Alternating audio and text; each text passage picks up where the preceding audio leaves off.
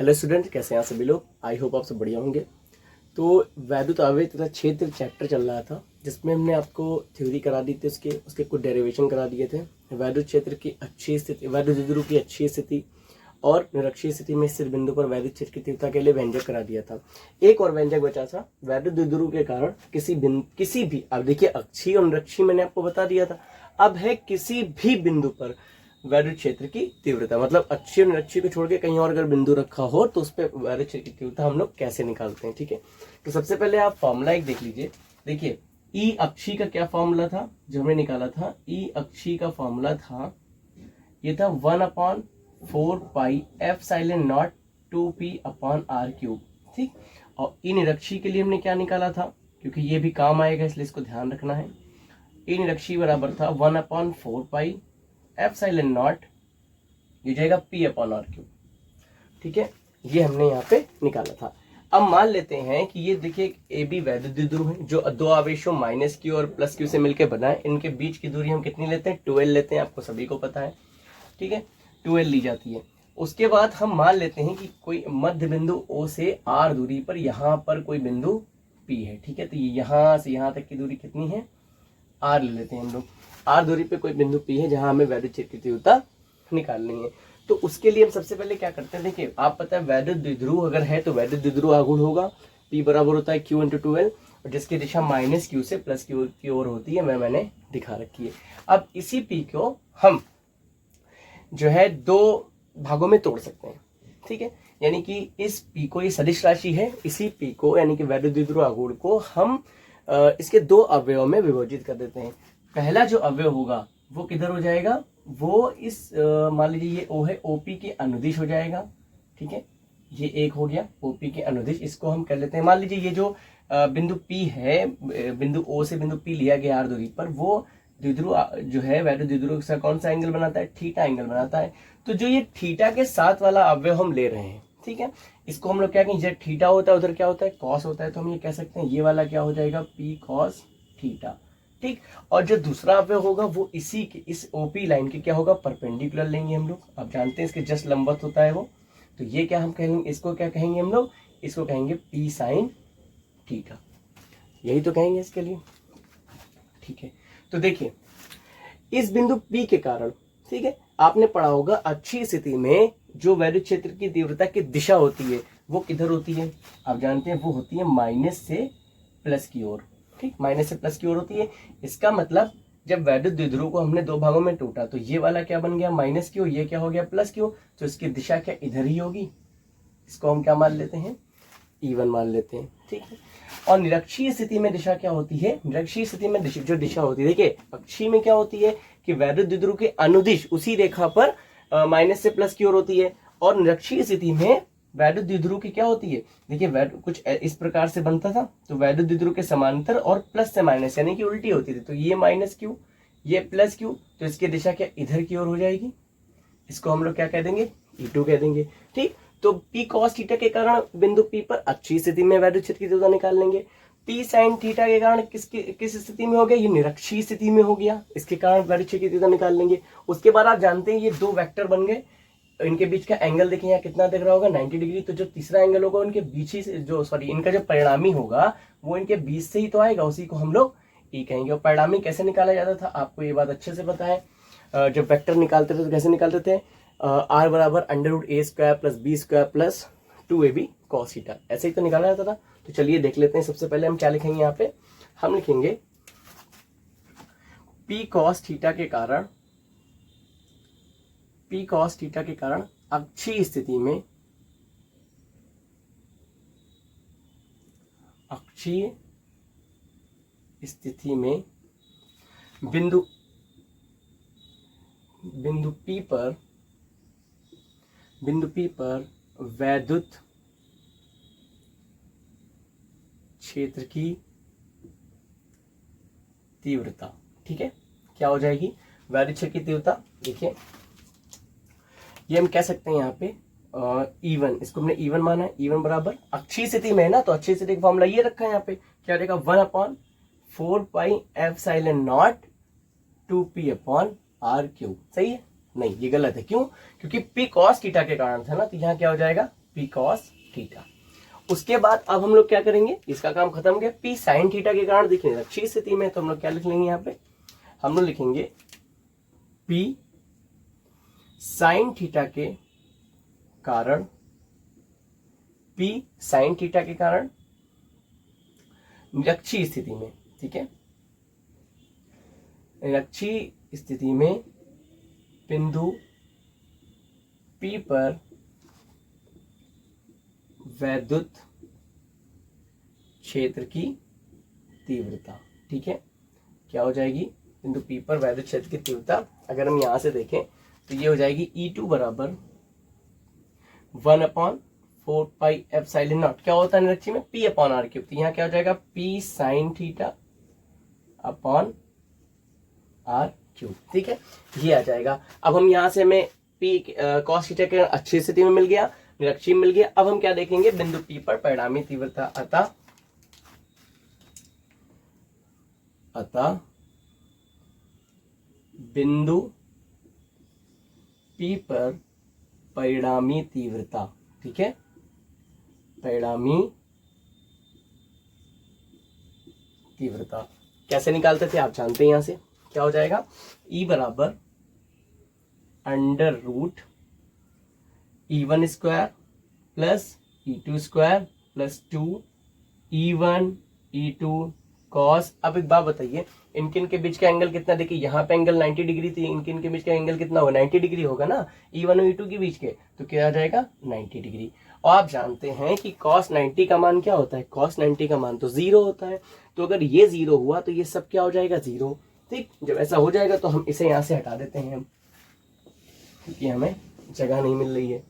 चलिए देखते हैं यहाँ पे, E बराबर अंडर रूट E1 का मान कितना है, 1/4 pi epsilon not, 1/4 pi epsilon nought P cos theta upon R cube, और इसका क्या हो जाएगा स्क्वायर, प्लस E2 कितना है, E2 है 1/4 पाई एप्सिलॉन नॉट, यहाँ पे 2 लग जाएगा, 2 P कॉस थीटा है ना, यहाँ हो जाएगा P sine theta upon R cube का होल स्क्वायर।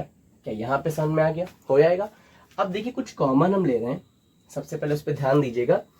अगर गौर से देखा जाए तो 1/4 pi epsilon nought P upon R cube ये दोनों में कॉमन है। अगर ये दोनों में कॉमन है तो इनके ऊपर क्या लगा हुआ है, स्क्वायर लगा है, तो दोनों स्क्वायर के रूप में बाहर आ जाएंगे।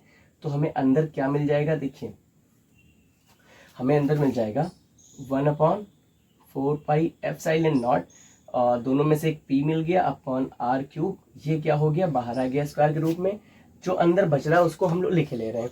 देखिए अंदर क्या बच रहा है, सबसे पहले इधर बचा 2 कॉस थीटा, 2 कॉस थीटा का होल स्क्वायर, 2 कॉस थीटा का whole square plus sine theta का होल स्क्वायर, यही तो बच रहा है हमारे पास। अब ये क्या होगा, ये बाहर आ जाएगा, स्क्वायर है इसके ऊपर लगा, तो क्या हो जाएगा 1/4 pi epsilon nought P upon R cube, square हट गया बाहर आ गया। अंडर रूट बच, यहाँ पे क्या बचा, देखिए 2 का स्क्वायर क्या हो जाएगा 4 कॉस स्क्वायर थीटा प्लस ये क्या हो जाएगा, अच्छा चलिए ठीक है, ये साइन स्क्वायर थीटा ही तो लिखा हुआ है, और sine square theta plus cos square theta बराबर क्या होता है 1 होता है। तो हम साइन स्क्वायर थीटा की जगह लिख नहीं सकते हैं 1 माइनस कॉस स्क्वायर थीटा, ऐसा लिख सकते हैं हम लोग, ठीक। अब देखिए अगर हम गौर से यहाँ पे देखें तो हमें क्या मिल जाएगा, E बराबर 1/4 pi epsilon nought P upon R cube, अंदर देखिए 4 कॉस का थीटा माइनस का 3 कॉस, तो ये क्या मिल जाएगा 3 cos square theta plus 1 under root. यही हमारा किसी भी बिंदु पर वैद्युत क्षेत्र की वैद्युत द्विध्रुव के कारण किसी भी बिंदु पर वैद्युत क्षेत्र की तीव्रता का व्यंजक हो गया। E बराबर 1/4 pi epsilon nought P upon R cube under root 3 cos square theta plus 1, ठीक है, ये हो गया। तो आई होप आपको ये समझ में आया होगा। अब इसका लास्ट एक व्यंजक बचा हुआ है कि अगर एक समान वैद्युत क्षेत्र में कोई द्विध्रुव रखा हुआ तो उस पर बलागुण जो लगेगा उसका व्यंजक है, ठीक है। तो चलिए इसे नोट कर लीजिएगा आप लोग वीडियो पॉज करके, अब उसे कराते हैं, ठीक है। तो हम देखने जा रहे हैं एक समान बाह्य वैद्युत क्षेत्र में रखे वैद्युत द्विध्रुव पर लगने वाले बलयुग्म का आघूर्ण, ठीक है। सबसे पहले बात तो आप ये देखिए कि एक वैद्युत क्षेत्र हमने लिया है, एक समान वैद्युत क्षेत्र जिसकी दिशा हमने यहाँ पे दिखा रखी है। उसके अंदर हमने एक वैद्युत द्विध्रुव लिया हुआ है जो -q और +q आवेश से मिलकर बना है, जिनके बीच की दूरी 2l है। ठीक, अब आप जानते हैं कि ये जो वैद्युत द्विध्रुव है इसके +q पर किधर बल लगेगा, माइनस, क्योंकि हमने वैद्युत क्षेत्र जब पढ़ाया, आप ना अगर किसी ने देखा हो तो प्लीज वीडियो को जरूर जाके जरूर देख लीजिए।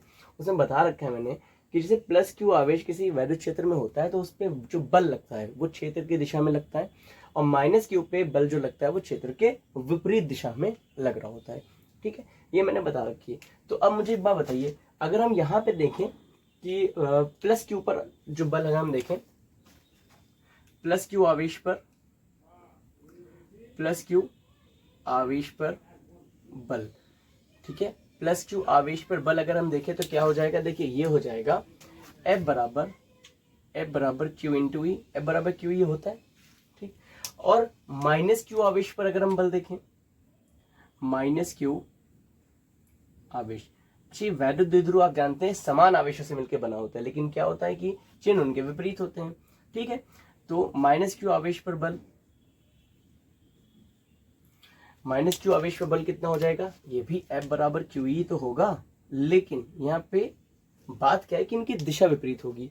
तो हम इसके लिए लिख सकते हैं कि क्षेत्र की दिशा में, क्षेत्र की दिशा में लग रहा होगा ये बल, और ये कहां लग रहा होगा, क्षेत्र के विपरीत दिशा में। ठीक है, विपरीत दिशा में लग रहा होगा। अब एक बल ऐसे लग रहा है, एक बल इधर लग रहा है, तो ये दो बल एक बलयुग्म बनाएंगे जो करेगा कि इस द्विध्रुव की अक्ष को वैद्युत क्षेत्र के समांतर लाने का प्रयास करेंगे, और इसी बलयुग्म को बलयुग्म का आघूर्ण कहते हैं, या प्रत्यानयन बलयुग्म का आघूर्ण कहते हैं। ठीक है, तो हम यहां से अगर देखें तो अतः हम यहां लिख सकते हैं कि अतः वैद्युत द्विध्रुव पर, वैद्युत द्विध्रुव पर लगने वाला, वैद्युत द्विध्रुव पर लगने वाला बलयुग्म का आघूर्ण, बलयुग्म का आघूर्ण, जिसे हम प्रत्यानयन बलयुग्म का आघूर्ण भी कहते हैं। ठीक है, बलयुग्म का आघूर्ण कह सकते हैं कि किससे लिखते थे हम लोग, फर्स्ट ईयर याद करिए, टाउ। ठीक है, टाउ बराबर क्या होता था F इंटू आर, यानी कि हम लिख सकते हैं एक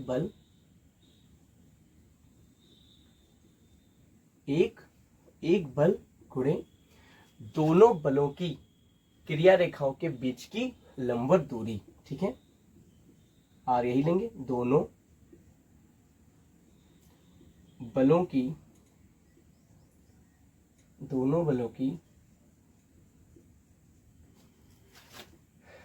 हम लोग दोनों बलों की क्रिया रेखा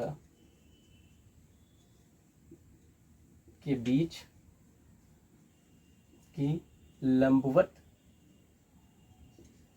दूरी। ठीक है, दोनों बलों की क्रिया रेखाओं के बीच की लंबवत दूरी। अब बात करते हैं, एक बल तो हमें पता है, कौन सा ले सकते हैं भाई, दोनों बल बराबर हम कोई भी ले सकते हैं, यानी कि हम QE ले लेते हैं डायरेक्ट, F बराबर QE होता है, गुणा दोनों बलों, एक बल ये है, एक बल ये, इसकी क्रिया रेखा इधर है और इसकी क्रिया रेखा ये होगी। ठीक है, यही तो क्रिया रेखा पूरी होगी। अब इनके बीच की हमें लंबवत दूरी लेना है, तो लंबवत दूरी यही तो होगी। ठीक, ये होगी, मान लीजिए इसको, ये इस बल की क्रिया रेखा पूरी हो जाएगी, ये इस बल की हो जाएगी, तो इसके बीच की लंबवत दूरी हमने ये मान लिया। अब ये कितनी होगी, देखिए इसमें निकालते हैं। अगर ये थीटा एंगल पे रखा हुआ है भाई, वैद्युत द्विध्रुव क्या है, वैद्युत क्षेत्र से थीटा कोण बनाए हुए रखा हुआ है, तो यहाँ पे अगर हम कॉस थीटा लेते हैं, तो कॉस थीटा का फॉर्मूला क्या होता है, देखिए कॉस थीटा बराबर होता है आधार बटे कर्ण। तो कर्ण तो पता है, आधार पता नहीं, लेकिन हमें चाहिए तो ये ना, तो चाहिए तो ये, तो कॉस थीटा क्यों लेना, हम साइन थीटा ले सकते हैं। साइन थीटा बराबर क्या होता है, साइन थीटा बराबर होता है लंब बटे कर्ण। लंब हमें निकालना है, साइन थीटा तो साइन थीटा है, और कर्ण कितना है, 2l है। तो यहां से अगर हम देखें तो दोनों ये कितनी हो जाएगी, देखिए लंब बराबर क्या हो जाएगा, साइन थीटा गुणे कर्ण, कर्ण कितना 2l, तो ये क्या हो जाएगा 2l साइन थीटा नहीं हो जाएगा भाई, ये पूरी दूरी कितनी हो जाएगी 2l साइन थीटा। तो यहाँ पे क्या हो जाएगा 2l साइन थीटा। लेकिन अब मुझे आप एक बात बताइए, टाउ बराबर Q इंटू 2L क्या होता है, वैद्युत द्विध्रुव का आघूर्ण पढ़ चुके हैं, तो उसकी जगह हम क्या लिख सकते हैं P, और ये क्या रहा P इंटू ई और साइन थीटा, ये क्या होगा टाउ बराबर PE साइन थीटा। इसका मात्रक क्या हो जाएगा, न्यूटन इंटू मीटर। ये हो गया बलयुग्म के आघूर्ण का व्यंजक। अब अगर इसको हम वेक्टर रूप में लिखें तो कैसे लिखते हैं, वेक्टर रूप में लिखें तो क्या हो जाएगा, टाउ बराबर P क्रॉस E, ये इसका वेक्टर रूप हो जाएगा। अब यहां से साइन थीटा मिल गया, मतलब हमें इसकी कुछ स्थितियां बन जाएंगी। पहली स्थिति क्या होगी कि यदि थीटा का मान 90 हो, थीटा का मान 0 हो या थीटा का मान 180 हो, तो उनके ऊपर हमें देखते हैं, क्योंकि यही पूछता है कि कभी कभी पूछेगा अधिकतम बलयुग्म का आघूर्ण क्या होगा, तो उसके लिए पूरी डेफिनेशन आपसे पूछेगा। कभी पूछेगा इस व्यंजक की सहायता से वैद्युत द्विध्रुव आघूर्ण की परिभाषा दीजिए, तो चलिए उनको भी देख लेते हैं। आप इन्हें नोट कर लीजिएगा वीडियो पॉज करके, हम इसे हटाते हैं और उसके बाद जो है इसकी सहायता से परिभाषा निकालेंगे और विशेष स्थितियां देखेंगे क्या हो सकती हैं। ठीक है, नोट कर लीजिए इसे। हम लोग देखेंगे यार विशेष स्थितियां। पहला, यदि वैद्युत द्विध्रुव क्षेत्र की दिशा के समांतर है। देखिए मान लीजिए इस वैद्युत, ये भी थीटा कोण पे रखा हुआ है, अगर इसी को हम लोग सीधा कर देते हैं, यानी कि वैद्युत द्विध्रुव के क्या कर देते हैं, समांतर कर देते हैं, तो ये थीटा का मान घटते घटते कितना हो जाएगा, 0 हो जाएगा। अगर ऐसा हो जाएगा तो थीटा बराबर क्या हो जाएगा, 0। अगर थीटा बराबर 0 तो साइन थीटा बराबर हम क्या रख सकते हैं, साइन 0, और साइन 0 का मान क्या होता है, 0 होता है। अगर साइन 0 0 हो गया तो टाउ बराबर क्या हो जाएगा, 0। यानी कि हम कह सकते हैं इस स्थिति में कोई भी बलयुग्म नहीं लगेगा, क्योंकि ये क्या हो जाएगा, समांतर हो जाएगा। ये हो गई पहली स्थिति। अब हम लोग देखने जा रहे हैं दूसरी स्थिति। मान लीजिए, देखिए पहली स्थिति हो गई, अब दूसरी स्थिति पे ध्यान देते हैं हम लोग। कह रहे यदि वैद्युत द्विध्रुव क्षेत्र की दिशा के लंबवत है। अब मान लीजिए अभी थीटा डिग्री पे हमने निकाल लिया टाउ बराबर P साइन थीटा। अगर समांतर होता तो हम कहते थे उस पर कोई बलयुग्म नहीं लगेगा, यानी कि वो टाउ का मान क्या हो जाएगा, 0 हो जाएगा। लेकिन अगर यही 90 डिग्री पे रखा हो, यानी कि E के लंबवत का मतलब क्या होगा, वैद्युत द्विध्रुव क्षेत्र की दिशा से 90 अंश का कोण बनाएगा, तो थीटा का मान क्या हो जाएगा, 90 डिग्री। तो साइन 90 का मान क्या हो जाएगा, 1 हो जाएगा। और आप जानते हैं साइन का जो अधिकतम मान होता है वो 1 होता है, और किस पे होता है, 90 डिग्री पे। तो अगर हम इसको लंबवत रख देंगे तो जिस पे बलयुग्म लगेगा, अब क्या लगेगा, अधिकतम लगेगा। भाई साइन का अधिकतम मान कितना होता है, 1 होता है 90 डिग्री पर। तो जब 90 डिग्री पे हम रख देंगे 90 डिग्री पे, तो जो टाउ होगा, टाउ मैक्स यानी कि अधिकतम बलागुण यही हो जाएगा। तो वहां पे हम क्या कह सकते हैं, साइन 90 का मान 1, तो क्या हो गया, टाउ मैक्स बराबर PE। तो अगर हम ऐसे लिख सकते हैं तो इसको ये भी लिख सकते हैं P बराबर टाउ मैक्स अपॉन E। यदि E बराबर 1 न्यूटन प्रति कूलम, तो P का मान क्या हो जाएगा, टाउ मैक्स। आप जानते हैं कि क्वेश्चन कभी कभी पूछ लेता है कि अधिकतम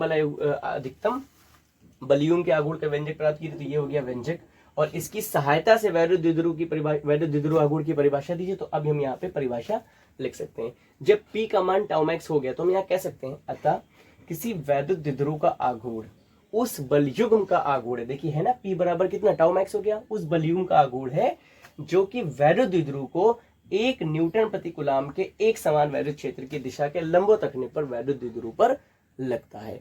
तो ये इसकी दूसरी स्थिति हो गई। आई होप आपको समझ में आ गया होगा। एक स्थिति और बची, तीसरी स्थिति। चलिए यहीं से इसको हटा देते हैं, यहाँ पे यहीं पे देख लेते हैं। तीसरी स्थिति है, यदि वैद्युत द्विध्रुव वैद्युत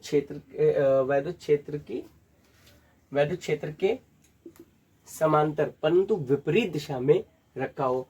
अगर ऐसा होगा, रखा होगा, तो हम कह सकते हैं कि थीटा का मान क्या हो जाएगा, भाई विपरीत दिशा में रखा होगा।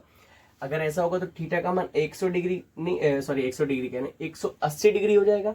वैद्युत क्षेत्र इधर है, ये ऐसे रखा होता तो समांतर हो जाता, मतलब माइनस जो इसकी दिशा होती माइनस क्यू से प्लस क्यू की ओर होती, वो इधर रखी होती, लेकिन यही तो वैद्युत द्विध्रुव की दिशा होती। अब मान लीजिए इसी को उठा के हम इसके जस्ट क्या करते, विपरीत कर दें और इसी के समांतर कर दें, तो थीटा बराबर कितना हो जाएगा। अब पहले यहाँ पर था 90 हुआ, 90 से कितना हो जाएगा, 180 हो जाएगा। तो थीटा अगर 180 है तो साइन 180 का मान क्या होता है, आप जानते हैं 0 होता है।